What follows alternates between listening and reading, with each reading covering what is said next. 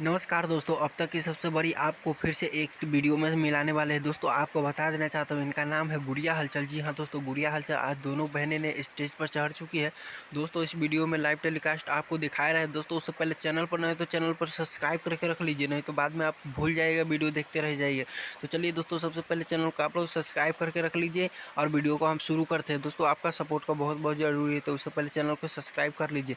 तो चलिए बता देते हैं, इनका नाम है गुड़िया हलचल, जो अभी बिहार में काफ़ी धूम मचाई हुई है। दोस्तों आपको बता देना चाहता हूँ, जो गुड़िया हलचल है इनका यह बहन है, और दोस्तों ये भी काफ़ी तेज़ी से वायरल हो रहा है, हर सोशल मीडिया पर अभी छाई हुई है। दोस्तों आपको बता देना चाहता हूँ, इनका भी डांस देखने के लिए काफ़ी सारा भीड़ लगा होता है। जिस तरह से माही मनीषा का भीड़ लगता है, उसी तरह से इन दोनों बहनें का भीड़ लगता है। दोस्तों आपको बता देना चाहता हूँ कि इस गुड़िया हलचल जो है बंगाल से चलकर बिहार में आती है, ऑर्केस्ट्रा में डांस करती है और साथ में अपनी इस बहन को भी लाती है, जो उससे उनसे छोट बहन है।